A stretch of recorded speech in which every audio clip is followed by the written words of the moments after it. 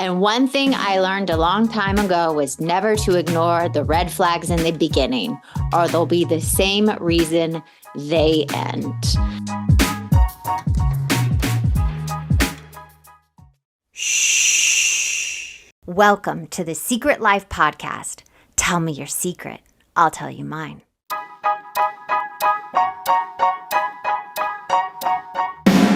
Sometimes you have to go through the darkness to reach the light. That's what I did. After 12 years of recovery in sex and love addiction, I finally found my soulmate, myself. Please join me in my novel, Secret Life of a Hollywood Sex and Love Addict, a 4-time bestseller on Amazon. It's a brutal, honest, raw, gnarly ride, but hilarious at the same time. Check it out now on Amazon.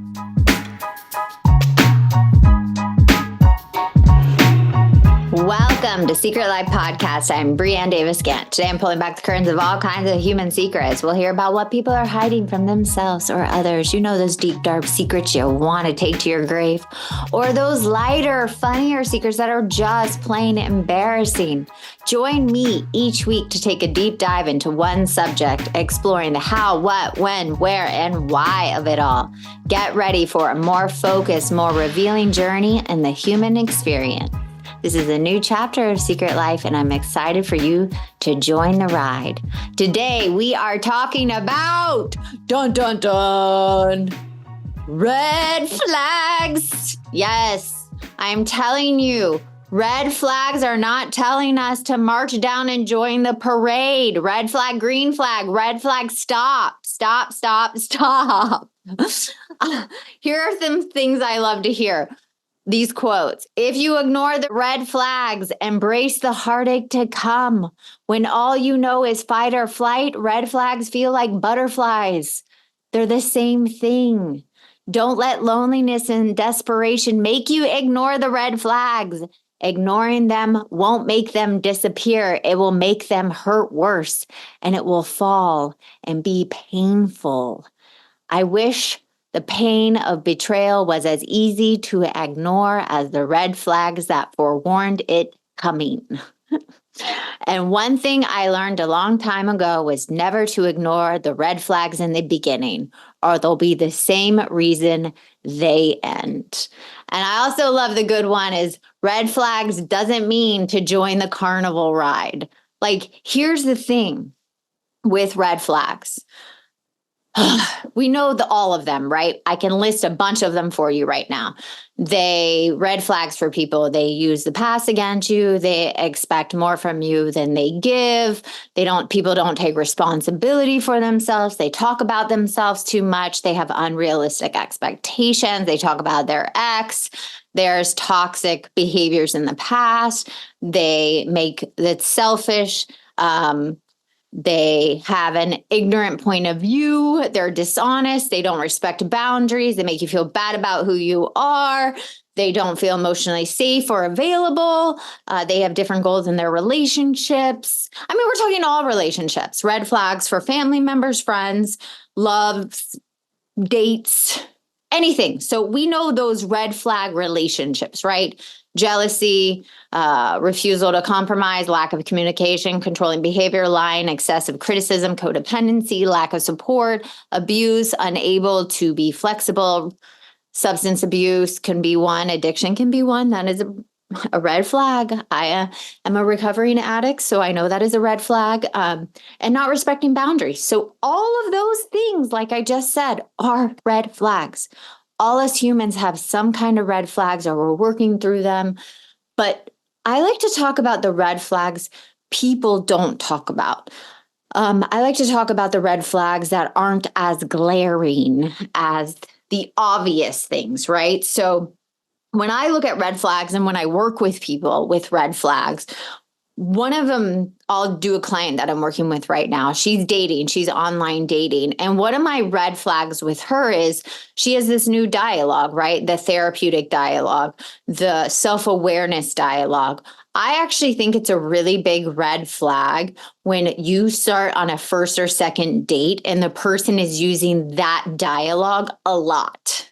That's a red flag for me because this therapeutic self-awareness, self-love. I've worked on my trauma. I really like to that whole conversation should not be had in the first and second date. So when you meet someone and they bombard you with that scenario, those words, that to me is actually a huge red flag, because with TikTok, with Instagram, with all these reels and viral videos, a lot of this lingo is getting absorbed quickly by people, and they're actually using it as a part of their love bombing, I have noticed. Because when you then break down the words they are using, their actions down the line do not match. So it's a really big red flag for me when people start dating. So I have a lot of 20-year-old girls, 25-year-old girls that are starting to date. Healthy dating is what I call it. I used to call it sober dating, but people thought that was for alcohol. It's healthy dating or intentional dating. So I have them look at, does this person overly use the therapeutic, emotionally aware, healthy self dialogue? Because at first, these 25-year-olds, 30-year-olds were really intrigued, like, oh, he's so aware. Oh, he talks about this. And that it was so invasive for the first date that it was warning signs. It was like, bah, bah, bah. And it's a form of love bombing now. It's almost like people are adapting that language to use as a form of taking down guard of people that has healed or worked on themselves. So that would be a huge red flag right now that's happening. You need to look out for. Look out for that if you're in the dating world. If someone comes to you with all that lingo, it's usually not a good sign. So that would be the first huge red flag that I would look at right now. And also another red flag is, I just did the episode, but people playing the victim and not being accountable. So if you have friends or family members that always seem to have the victim role, or done to them, or it's not fair, or life is not fair, that's a huge red flag. That's a character defect. That is something it's hard for someone to get through and work through. That takes a lot of years to let go of the it's not fair, life is not fair, that why does this always happen to me? That's a huge character defect to work through. So when anybody comes with that at the beginning, I'm like, run for the hills, because that's a hard one to work through later. So I also want to go through some of the red flags of each type of relationship that I wrote down. So I would say the main 5 huge red flags that people talk about are the monitoring ones, where people need to know where you are at all times, or wanting to share locations. Even a lot of friendships right now want to share locations and check each other's locations, which I think is a great safety thing, but it also can be a little enmeshing thing. So I'd watch out for if you have a friendship that always wants to know where you are and what you are doing. So that would be a friendship red flag to look for. And yes, is it okay your husband knows where your location is? Yes, that's fine. But when they always want to know, almost to an extent, where you're doing and what you're doing at all times. Obviously, controlling is another huge red flag. When someone's trying to control what you do, how you do it, when you do it, those things. Demeaning comments, we've talked about how people can say those teeny little things that are just undercutting. I had someone the other day on a date make a little demeaning comment about her blonde hair being fake. Nothing other than, oh yeah, you go get your blonde hair done at a salon, instead of it being her real color. And that just is just a little moment where you catch somebody making a comment that's just little under, even though immediately after he said, oh my gosh, I'm so sorry, I didn't mean to hurt your feelings. And he took accountability, which is great. But to make that comment, something is underneath it where he felt the need to demean you, or make you just a little bit smaller, or to point out that your hair was not the color it was when you were born. And it was not done in a way where it was like, oh, you decided to dye your hair blonde. It was more of like, well, your hair is not real, pretty much. So those little teeny comments you have to really look for, because those later on come and show you who the person really is. All right. So threatening, being aggressive. I had another young female that's dating. She loves really tall men. A couple of them actually love really tall men, which is crazy because they're both short. Love really tall men. They have to be 6'2", 6'3" taller because they feel protected.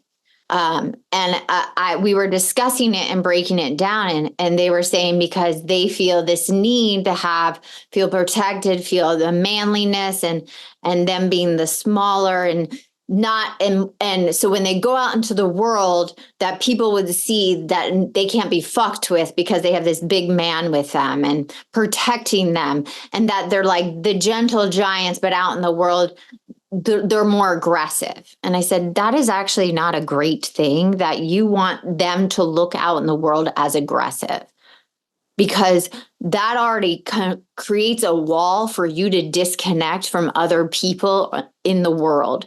So you wanting that facade is a red flag in you. What in you needs a tall, big man to feel protected when you obviously need to protect yourself?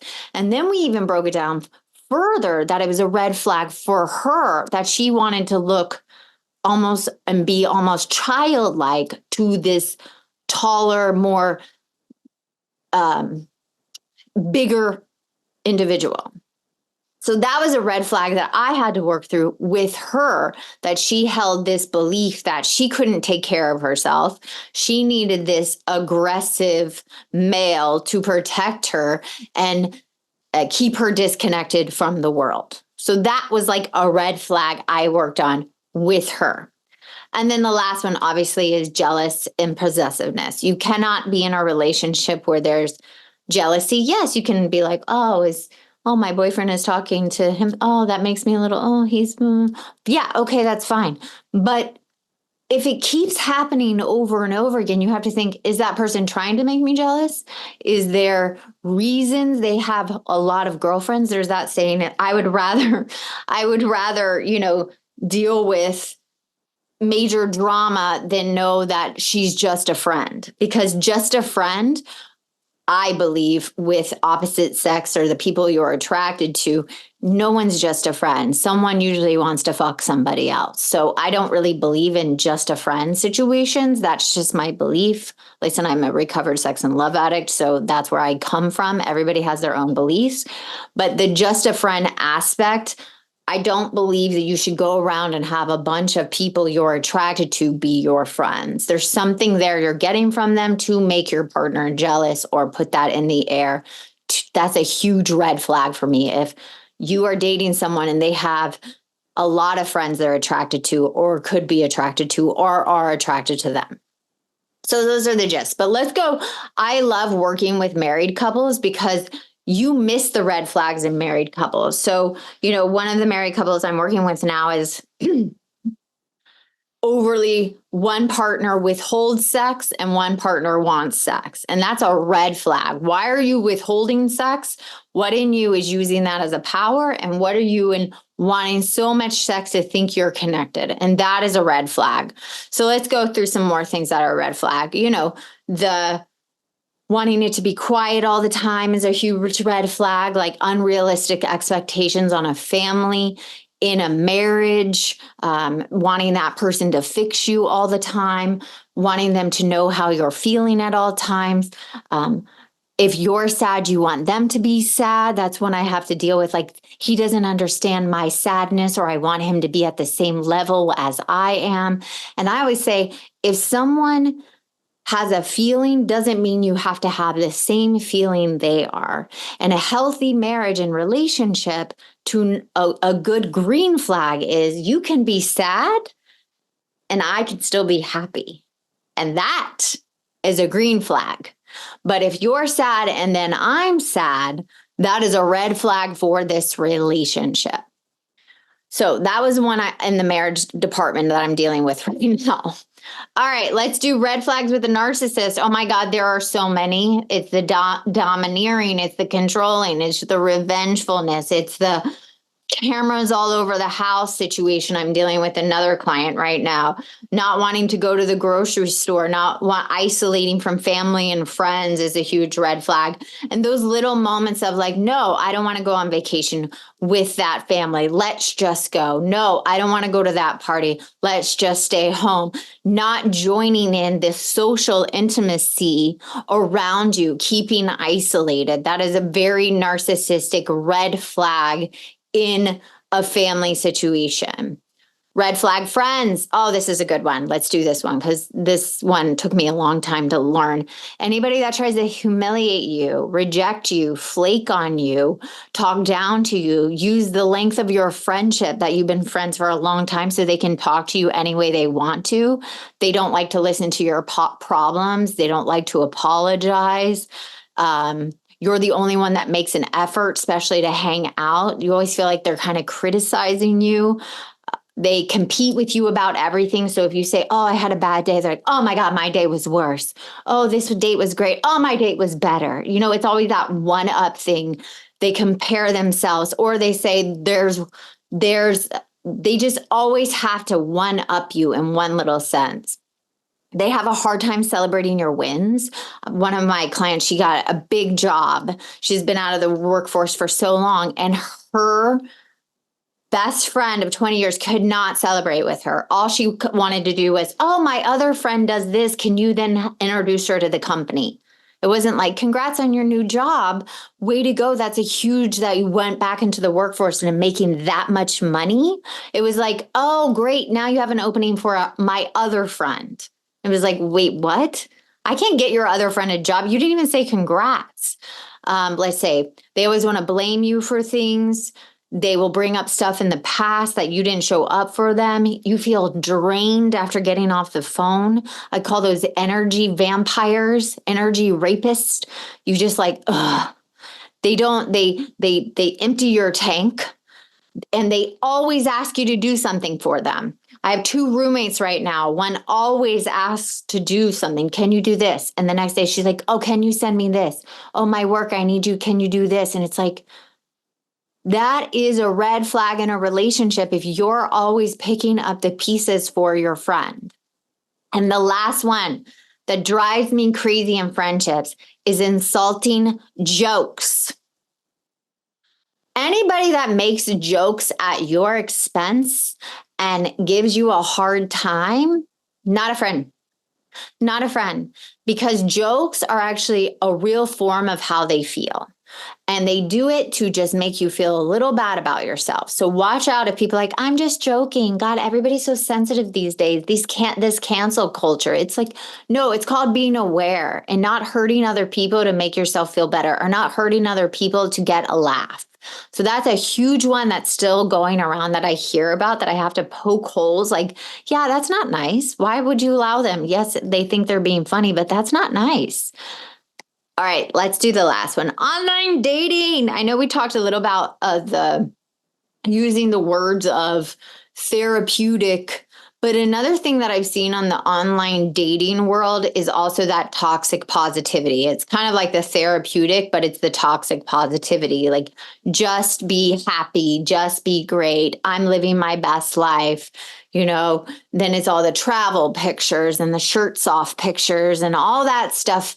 That to me is a huge red flag, because we have to show the best parts of ourselves on online dating, but I also want to get back to the real parts of the person. So when I'm going through dating profiles with people and trying to have them healthy date or intentionally date, I really have them look at those things. So one of a woman that's dating in New York, she saw a picture of one of the guys, and he was on a boat. I think it was like a yacht or something like that, with his shirt off, and he posted, and he had some toxic positivity quote. And we actually broke down that picture and that quote and went through it. And she was like, oh, I didn't see that that's what was actually happening. It was an over love bombing. If anybody would read it, go, oh, he's so aware. And look, he has a really great body. And it was like, is that what you need to present when you're first dating someone? Are you actually getting to know them, or is it all the facade? And listen, we're all clickbait. We just want to see a pretty image and hear something great or inspirational, or I get it. All of that I get. But with this specific online dating world, you have to really decipher what is real and what is not. What is a red flag and what is actually genuine and authentic. So when you're online dating, shopping, like you're shopping for a person, that's what it feels like. People are like, I feel like I'm just a product. You actually are a product. And I want you to look at it like that. You are a product. I'm glad it came out like that, because you are. You can't look at it as, oh, I'm getting rejected or I'm getting accepted. You actually have to look, I'm just a product right now, and this person doesn't actually know me. So whether I swipe left or right doesn't have any reflection of who I am. So until you're in front of a person, not FaceTiming, the big red flag, second red flag, or third or fourth or fifth, whatever, do not FaceTime someone before you go on an online date. That is a false form of intimacy. Everybody that does that gets too sexual, too attached too quickly. So do not do that at all. I say, if someone asks you to do that, red flag. If someone asks for a picture sent, red flag. Deny, swipe, whatever, get rid. Those are huge, huge red flags. Every time they happen, the person ghosts, they will love bomb, they will do whatever, and then they fade away. So please stay away from the FaceTime before the actual date. All right. And lastly, the misrepresenting themselves, the boundaries is too good to be true. Watch if they mirror you. If you sit a certain way when you meet them and they mirror you, you say something, they agree too much. There's those kind of things that are happening a lot right now, where people are trying to connect too quickly and figure out what you want to hear too quickly. And it's getting confusing for some people. So just really watch those behaviors, and those can be red flag behaviors. All right. I hope this has helped. And lastly, before we get off, I love these other quotes about red flags, but I want to hit, not everything is a red flag. Sometimes it's just a mismatch of communication style. Sometimes it's a lack of alignment with core values. Sometimes you just handle situations differently. Sometimes you have unrealistic expectations of the other person. Sometimes you don't acknowledge your own role in a toxic cycle where you, like I said, play the victim and don't take accountability for playing the victim. Like I said in the last episode, that's a good person, but it's not good for you. Sometimes people date and it's like, that's just not a person for you. That's still a good person. It's just not a good match for you. Sometimes we just dislike somebody and they don't sit well with us. And that's okay too. Sometimes we're at different stages of life and we want different things. Sometimes people are depressed or have ADHD or they're bipolar or they have BPD. And sometimes our nervous systems don't align. And that's okay. All of that's okay. And it doesn't mean it's a red flag. It just means it's not right for us. All right. And here, when people show you their red flag, show them the white flag and peace out. I love that one. As we gain confidence in ourselves, red flags are no longer red flags. They are deal breakers. So, write a list of your red flags that are actually now your deal breakers. And thank you for listening to Secret Life Podcast. I love to know your thoughts on today's episode about red flags, something you thought was a red flag that wasn't, or you thought was a green flag that turned into a red flag. Or email me and tell me something you want me to talk about at secretlifepodcast@icloud.com. Until next time.